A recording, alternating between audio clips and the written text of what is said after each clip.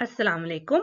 इस वीडियो में हम प्रेपोजिशंस करेंगे जिसकी डेफिनेशन और एग्जांपल्स के साथ साथ हम ये भी देखेंगे कि जर्मन लैंग्वेज में कितनी टाइप के प्रेपोजिशंस होते हैं। So let's begin.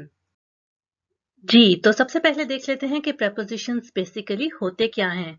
तो ये किसी एक वर्ड का दूसरे लफ्ज या एक जुमले के किसी एलिमेंट के साथ रिलेशनशिप शो करते हैं और ये एक लफ्ज नाउन हो सकता है, प्रोनाउन या एडजेक्टिव कुछ भी हो सकता है।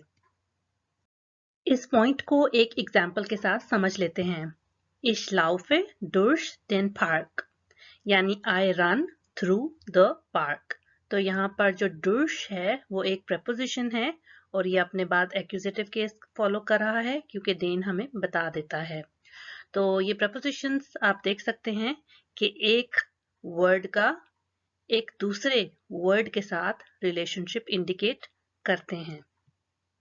अब हम देख लेते हैं कि जर्मन लैंग्वेज में कितने टाइप्स के प्रेपोजिशंस होते हैं, लेकिन उससे पहले एक बात याद रखिएगा, वो ये कि जर्मन प्रेपोजिशंस जो हैं वो केसेस को फॉलो करते हैं।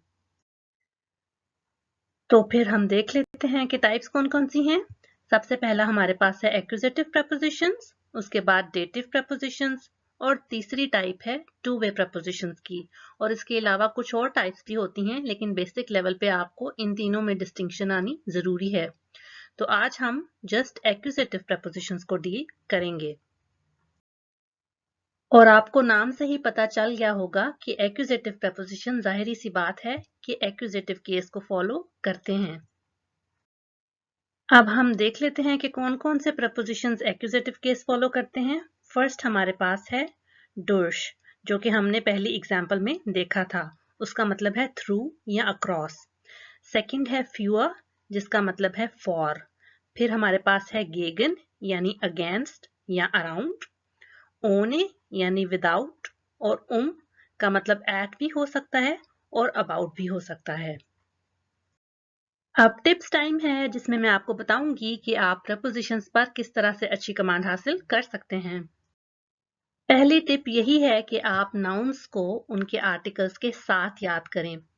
अब आप कहेंगे कि क्या मैं बार बार यही टिप दोहराती रहती हूँ, तो इसको रिपीट करने का मकसद ही ये है कि ताकि आपको जहन में रहे कि ये कितना इम्पोर्टेंट है, क्योंकि आने वाले ग्रामेटिकल रूल्स जैसे कि हम अभी भी इनकाउंटर कर रहे हैं इन्हीं आर्टिकल्स के ऊपर डिपेंड करते हैं।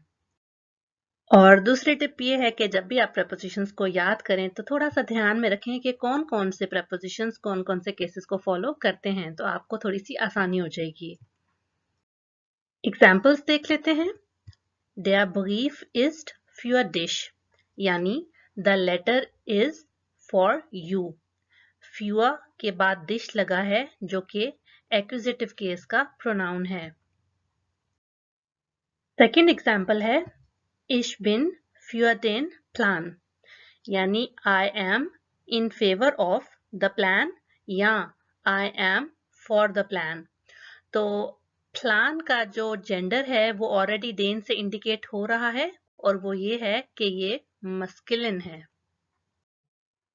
गेगन जो है वो फ्यूआ का ऑपोजिट है। फ्यूआ का मतलब फॉर है तो गेगन का मतलब अगेंस्ट है। एग्जाम्पल देखिए, Er ist gegen Atomkraft, यानी he is against atomic energy या न्यूक्लियर एनर्जी। गेगन का सेकेंड मीनिंग है अराउंड। उसकी एग्जाम्पल देख लीजिए, Ich komme gegen 11 Uhr, यानी I come around 11 o'clock। यानी जब आपको टाइम का श्योर ना हो तो आप गेगन यूज कर सकते हैं। उसके बाद आता है ओने। ओने का मतलब है विदाउट। तो Ich trinke Tee ohne Zucker, I drink tea without sugar।